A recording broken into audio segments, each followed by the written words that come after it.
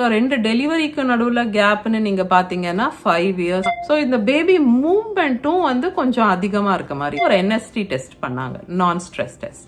இங்கெல்லாம் நம்ம இஷ்டத்துக்கு போய் நம்ம அட்மிட் ஆக முடியாது ஹாஸ்பிட்டல்ல. இன்னும் டைம் இருக்குன்றாங்க, எனக்கு இப்பவே முடியல, போய் சிசேரியன்னா பண்ணிட சொல்லலாம், எனக்கு வந்து பொறுமை இல்ல. பெட்டை வந்து கொஞ்சம் டில்ட் பண்ணாங்க. ஏன் கண்ணு இந்த கலர்ல இருக்குங்கிறது எங்களுக்கு ஒரு மிஸ்ட்ரியா இருந்துச்சு.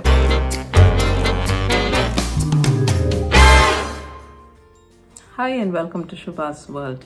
இந்த வீடியோல நம்ம என்னோட ரெண்டாவது பையனோட பர்த், அதாவது என்னோட செகண்ட் டெலிவரியோட ஸ்டோரி பார்க்க போறோம். வீடியோட டீடைல்ஸ்க்கு போறதுக்கு முன்னாடி ஷவுட் அவுட் டைம்.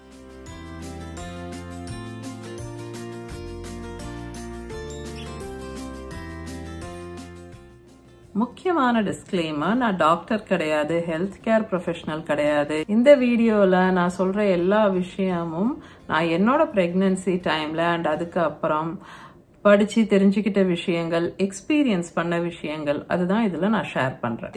என்னோட ஃபர்ஸ்ட் பிரெக்னன்சிக்கும் செகண்ட் பிரெக்னன்சிக்கும் 4+ years கேப்.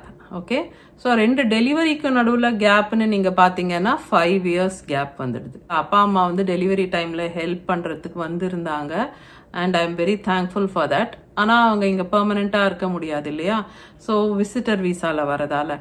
ஸோ அந்த மாதிரி சுச்சுவேஷன்ல நம்ம தான் தனியா எல்லாத்தையும் மேனேஜ் பண்ண வேண்டியிருக்கும். இங்க ஹெல்ப் கிடையாது, பேரண்ட்ஸும் கிடையாது கிட்ட, ரிலேட்டிவ்ஸ் அந்த மாதிரி இல்லை.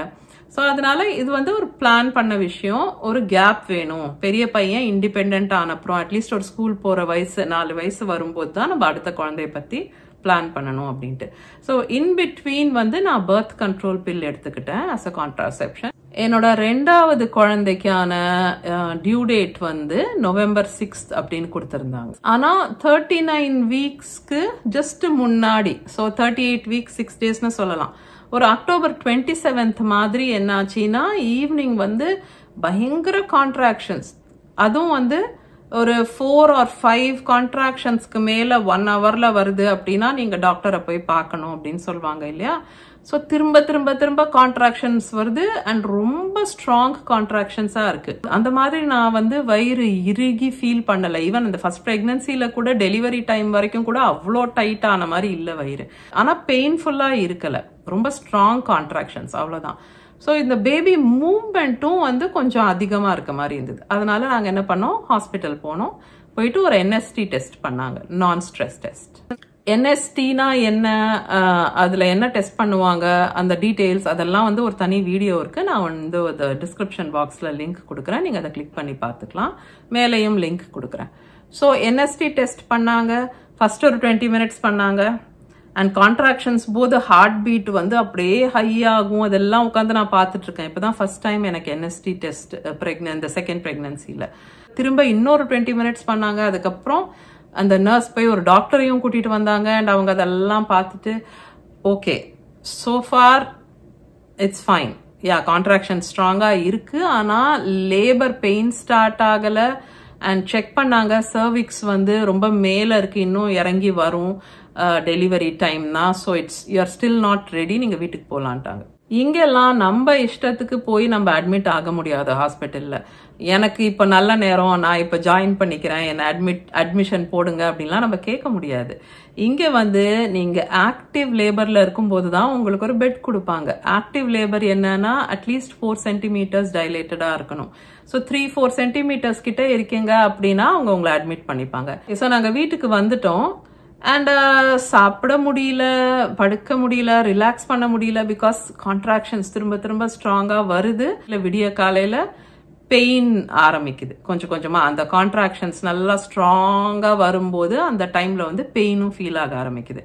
அப்போ எனக்கு அப்பாடா பெயின்ஃபுல் கான்ட்ராக்ஷன்ஸ், சரி ஓகே இன்னைக்கு டெலிவரி ஆயிடும் அப்படின்னு சொல்லிட்டு நான் அகைன் ப்ரஷ்லாம் பண்ணி அப்போ ஒரு தனி எனர்ஜி வரும், ரெடி ஆகி ஓகே வாங்க போலாம் ஹாஸ்பிட்டலுக்கு. Due date November 6th, 27th evening போய் NST பண்ணோம். 28th மார்னிங் வந்து நாங்க ரெடி ஆகி ஹாஸ்பிட்டல் போறோம்.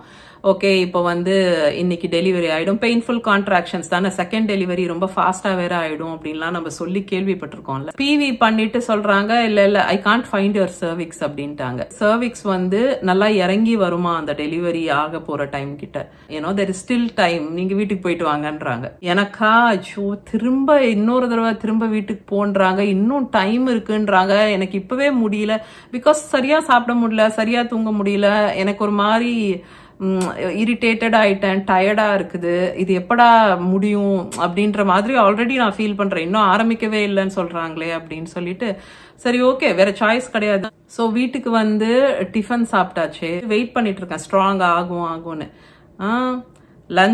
லஞ்ச் சாப்பிட்டாச்சு, அதுக்கப்புறமும் பாக்குறேன் ஸ்ட்ராங் ஆக மாட்டேங்குது. அதாவது கான்ட்ராக்ஷன்ஸ் வந்து கிட்ட கிட்ட வரணும் இல்லையா, இன்டென்சிட்டிலையும் அதிகமாகணும், ஃப்ரீக்வன்சி வந்து அடிக்கடி வர ஆரம்பிக்கணும். இந்த அடிக்கடிங்கிறது வந்து எனக்கு ஃபர்ஸ்ட் டெலிவரி வரைக்கும் கூட ரொம்ப கிட்ட கிட்ட வரல, கொஞ்சம் தள்ளி தள்ளி தான் இருக்கு என் கான்ட்ராக்ஷன்ஸ் எப்பவுமே, almost till the end. So இப்போ அந்த ரொம்ப ஆக்டிவ் லேபர்ல அந்த 7, 8, 9 சென்டிமீட்டர்ஸ்ல தான் அது ரொம்ப டக்குன்னு வர ஆரம்பிக்குது. அது வரைக்கும் பயங்கர ஸ்லோ எனக்கு ஃபர்ஸ்ட்லயே.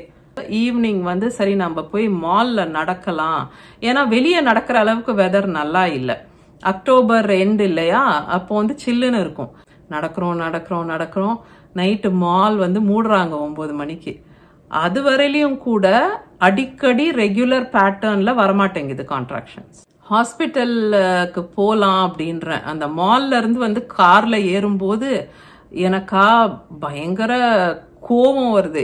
எவ்வளோ நேரம் இந்த கான்ட்ராக்ஷன்ஸ் ஏன் இன்க்ரீஸ் ஆக மாட்டேங்குது, 5 மினிட்ஸ்க்கு ஒரு முறை ஏன் வரமாட்டேங்குது. நான் சொல்றேன் என்னோட ஹஸ்பண்ட் கிட்ட, எனக்கு வந்து அதனால அந்த கோவத்துலதான் எனக்கு வந்து கண்ணெல்லாம் கலங்குது. நான் சொல்றேன் இது பாருங்க, போலாம் ஹாஸ்பிட்டலுக்கு, போய் சிசேரியன்னா பண்ணிட சொல்லலாம், எனக்கு வந்து பொறுமை இல்லை, ஏன் ப்ரோக்ரஸே ஆக மாட்டேங்குது.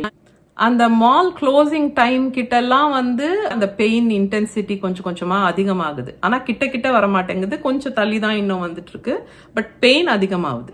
வீட்டுக்கு போய் அப்பா அம்மா கிட்ட, ஃபர்ஸ்ட் பையன் இருக்கான் இல்லையா, அவன் கிட்ட எல்லாம் சொல்லிட்டு பேக் எடுத்துட்டு நாங்க ஹாஸ்பிட்டல் போனா அப்ப அந்த டைம் எல்லாம் வந்து இன்னும் கொஞ்சம் பெயின் ஜாஸ்தி ஆயிடுச்சு. அங்க போயிட்டு கேட்கும்போது அவங்க செக் பண்ணிட்டு சொன்னாங்க ஓகே 5 சென்டிமீட்டர்ஸ் டைலேட்டட், நாங்க அட்மிட் பண்ணிக்கிறோம். எனக்கு அப்படான்னு இருந்துச்சு. ஸோ ஒரு 9:30, 10 கிட்ட அட்மிஷன்.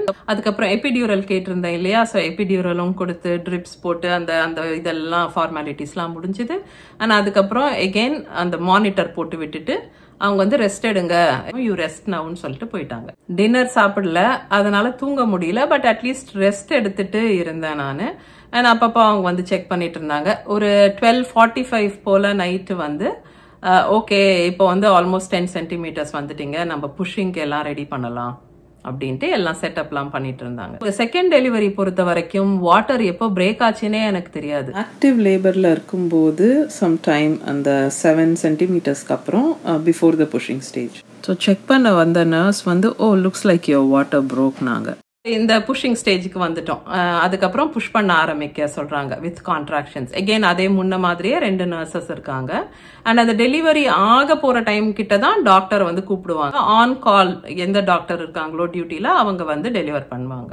இந்த ஹாஸ்பிட்டலை பொறுத்த வரைக்கும் என்னோட கைனகாலஜிஸ்ட் யார் எனக்கு பிரெக்னன்சில கேர் பண்ணாரோ அவர் வந்து அந்த டைம்ல கிடையாது. ஸோ டியூட்டி டாக்டர் தான் டெலிவர் பண்ணுவாங்கன்னு சொல்லி இருந்தாங்க. அண்ட் ஸோ இந்த புஷிங் ஸ்டேஜ் ஆரம்பிக்குது. எஃபெக்டிவா புஷ் பண்ண மாட்டேன்றீங்க, நீங்க இன்னும் கொஞ்சம் கரெக்டா புஷ் பண்ணணும் அப்படின்னு சொல்றாங்க. ஃபேஸ்ல புஷ் பண்றீங்க, முகம் வீங்கின மாதிரி ஆயிடும், அப்படி ஆகக்கூடாது, நீ வந்து you have to focus which part you are pushing in அப்படின்னலாம் டிஃப்ரெண்டா ட்ரெயின் பண்ணாங்க. அதுக்கப்புறம் கொஞ்சம் வந்து இம்ப்ரூவ்மெண்ட் ஆச்சு. அதுக்கப்புறம் குழந்தை கொஞ்சம் கொஞ்சமா இறங்கி வரும்போது அப்புறம் என்ன பண்ண ஆரம்பிச்சாங்கன்னா பெட்டை வந்து கொஞ்சம் டில்ட் பண்ணாங்க, கிட்டத்தட்ட உட்கார்ந்துட்டு இருக்கிற மாதிரி பொசிஷன். அண்ட் ஆக்சுவலி அதுக்கப்புறம் வந்து அந்த புஷிங் வந்து பெட்டரா ஒர்க் ஆச்சு எனக்கு. எகெயின் அவங்க அந்த கான்ட்ராக்ஷன்ஸ் வரும்போது புஷ் பண்ண சொல்லுவாங்க, கவுண்ட் டவுன் பண்ணுவாங்க, அதே சேம் ப்ராசஸ் தான். ஒரு 1:15 போல வந்து நான் என்னால பார்க்க முடிஞ்சது குழந்தை வந்து இமர்ஜ் ஆகுறத. பிகாஸ் நான் கிட்டத்தட்ட உட்கார்ந்துட்டு இருக்கிற மாதிரி பொசிஷன்ல இருக்கேன் இல்லையா. டெலிவரி டைம்ல வந்து எங்க லைட்ஸ் வேணுமோ எங்க லைட்ஸ் தேவையோ அங்க வந்து லைட்ஸ் வச்சுட்டு மற்றபடி ரூமோட லைட் வந்து லோவா தான் இருந்தது. ஸோ நான் வந்து லிட்ரலி பார்த்த அந்த சீன் என்னன்னா குழந்தை பிறந்த உடனே கை ரெண்டும் இப்படி இப்படி ஆடிட்டு கத்திட்டு வரான். அண்ட் அந்த 2 கண்ணத்துலயும் வந்து டிம்பிள் இருக்கு. அவ்வளோ ஒரு குழி கண்ணத்துல. அது வந்து அப்படியே எனக்கு இன்னும் ஞாபகம் இருக்கு. அந்த டிம் லைட்ல வந்து அந்த முகத்தை பார்க்கும்போது கத்துல இந்த 2 கண்ணத்துல இந்த குழி வந்து அவ்வளோ கிளியரா தெரியுது. எங்களுக்கு ஆல்ரெடி தெரியும் இந்த பேபி வந்து பாய் பேபின்னு. பிகாஸ் செகண்ட் பேபிக்கு வந்து ஜெண்டர் என்னன்னு தெரிஞ்சுக்கணும்னு எங்களுக்கு ஆசை வந்துருச்சு. யூசுவலா செகண்ட் டெலிவரி வந்து லேபர் ஃபாஸ்டா இருக்கும்பாங்க, டெலிவரி ஈஸியா இருக்கும்வாங்க, புஷிங் ஸ்டேஜ் வந்து ரொம்ப ஷார்ட்டா இருக்கும்பாங்க. அந்த மாதிரிலாம் எதுவுமே கிடையாது. அஃப்கோர்ஸ் எனக்கு புரியுது, இது வந்து 1 வருஷம் 2 வருஷத்துல இல்ல, ஒரு 5 இயர்ஸ் கழிச்சு நடக்கிற டெலிவரி. அது அக்கௌண்ட்ல எடுத்துக்கிட்டா கூட கொஞ்சமாவது கம்மியா இருக்கணும் இல்ல ஃபர்ஸ்ட் லேபரை விட. அதே மாதிரி புஷிங் ஸ்டேஜ் கொஞ்சமாவது ஃபாஸ்டரா இருக்கணும் இல்ல அப்படின்னு நான் எதிர்பார்த்தேன். பட் அது அந்த மாதிரி இல்ல. But who CARES now? குழந்தை பிறந்தோடனே அவ்வளோ ஒரு சந்தோஷம். Everything is fine. அதுக்கப்புறம் குழந்தைய வைப் பண்ணிட்டு கொடுத்தாங்க. இந்த பேபி வந்து கத்துலாம் முடிஞ்சு டயர்டாகி அதுக்குள்ள தூங்கியாச்சு. எனக்கு வந்து ஃபர்ஸ்ட் பேபியோட பார்க்கும்போது இவன் வந்து ரொம்ப குட்டியா இருக்க மாதிரி ஒரு ஃபீலிங் இருந்தது. வெயிட் வந்து 6 pounds 11 ounces. ஸோ கேஜியில் சொல்லணும்னா கரெக்டா 3 kg. பட் என்னோட பெரிய பையன் 3.6 kg. அதோட ரொம்ப லாங்கா வேற இருந்தான் இல்லையா. ஸோ அவனோட கம்பேர் பண்ணி பார்க்கும்போது எனக்கு வந்து இந்த பேபி வந்து ரொம்ப குட்டியா இருக்க மாதிரி, தின்னா இருக்க மாதிரி ஒரு ஃபீலிங். வேற 39 வீக்ஸ்ல பிறந்துட்டான் இல்லையா. அவன் வந்து பெரியவன் வந்து கிட்டத்தட்ட 41 weeks 2 days less, right? So அதனாலையும் கூட அந்த வெயிட் டிஃபரன்ஸ், சைஸ்ல டிஃபரன்ஸ் இருக்க மாதிரி எனக்கு தோணுச்சு. இந்த usual routine hearing test, heel prick test, கண்ணுக்கு ஆயின்மெண்ட், அந்த மாதிரி எதுக்காவது டாக்டர்ஸ் நர்சஸ் வரும்போது பேபி இஸ் வெரி கோல்டுன்னு நீங்க ஸ்கின் டு ஸ்கின் போட்டுக்கோங்கன்னு சொல்லிட்டு அப்பப்போ பேபியை வந்து ஸ்கின் டு ஸ்கின் பண்ண சொன்னாங்க, அந்த பாடி டெம்பரேச்சர் வந்து இம்ப்ரூவ் பண்றதுக்கு. இந்த டெலிவரி வந்து டொரண்டோல நடந்தது. And delivery October 29 early morning 1:15. So October 28 evening நாங்கள் அட்மிட் ஆனோம் இல்லையா. மிட் நைட் தாண்டிங்கிறதுனால October 29 அப்படின்னு ஆகுது அஃபிஷியலா. பட் பேசிக்கா நான் வந்து டெலிவரி முடிஞ்சு 29th October ஃபுல்லா ஹாஸ்பிட்டல் இருந்தோம். 30th அன்னைக்கு மார்னிங் வந்து discharge. So same amount of time தான் நார்மல் டெலிவரிக்கு. ஒரு நாள் ஃபுல்லா இருக்க வைக்கிறாங்க. Next day morning duty doctor check பண்ண அப்புறம் டிஸ்சார்ஜ் பண்ணிடுறாங்க. இந்த பேபியை பொறுத்த வரைக்கும் இன்னொரு ரொம்ப இன்ட்ரெஸ்டிங் விஷயம் என்னன்னா, இவனோட கண்ணு வந்து ஒரு மாதிரி கிரே கலர்ல, ஃபர்ஸ்ட் கொஞ்சம் கிரேஷ் ப்ளூன்னு சொல்லலாம், மாதிரி கலர்ல இருக்க மாதிரி இருக்கும் எங்களுக்கு. இது என்ன கண்ணு இந்த கலர்ல இருக்கே குழந்தைக்கு, ஏன் அப்படின்னு சொல்லி நாங்க டாக்டர் செக்அப் போகும்போதெல்லாம் கூட கேட்போம். அஃப்கோர்ஸ் அவன் பாக்குறான் நம்மள, அதெல்லாம் தெரியுது. ஸோ ஏன் கண்ணு இந்த கலர்ல இருக்குங்கிறது எங்களுக்கு ஒரு மிஸ்ட்ரியா இருந்துச்சு. அப்புறம் எங்க இந்த ஃபர்ஸ்ட் செக்அப் போவோம் இல்லையா, அப்போ டாக்டர் சொன்னாங்க இந்த மாதிரி குழந்தையோட கண்ணுல பிக்மெண்டேஷன் ஆகுறதுக்கு உங்களுக்கு கொஞ்சம் டைம் எடுக்கும். ஸோ ஒரு 6 months 5-6 months, சம்டைம்ஸ் 7-8-9 months கூட ஆகலாம் கண்ணுல ஆக்சுவல் கலர் வர்றதுக்கு, பிக்மெண்டேஷன் வர்றதுக்கு அப்படின்னாங்க. ரொம்ப யங் பேபியா இருக்கும்போது அந்த நியூ பார்ன் ஸ்டேஜ்ல இருக்கிற போட்டோஸ் எல்லாம் பாத்தீங்கன்னா ஒரு மாதிரி கிரே கலர்ல இருக்கிற மாதிரி இருக்கும் அவனோட கண்ணு. ஆனா அதுக்கப்புறம் கிட்டத்தட்ட அந்த ஒரு 9-10 மாசம் ஆகும்போது அந்த டைம்ல எல்லாம் நல்லா லைட் பிரவுன் ஆயிடுச்சு. ஓகே, ஸோ இதுதான் டெலிவரி ஸ்டோரி. தேங்க்ஸ் ஃபார் வாட்சிங் டில் தி எண்ட். உங்களோட எக்ஸ்பீரியன்ஸ் எப்படி இருந்துச்சு அப்படின்னு நீங்க ஷேர் பண்ணுங்க கமெண்ட்ஸ்ல. உங்களுக்கு ஏதாவது டவுட்ஸ் இருக்கு, குவெஷன்ஸ் இருக்கு இந்த வீடியோ பத்தி, இல்ல என்னோட இந்த எக்ஸ்பீரியன்ஸ் பத்தி அப்படின்னாலும் கேளுங்க. நான் எல்லா கமெண்ட்ஸுக்கும் ரெஸ்பாண்ட் பண்ணுவேன். ஓகே, ஸோ உங்க எல்லாரையும் நான் இன்னொரு வீடியோல மீட் பண்றேன். until then, take care.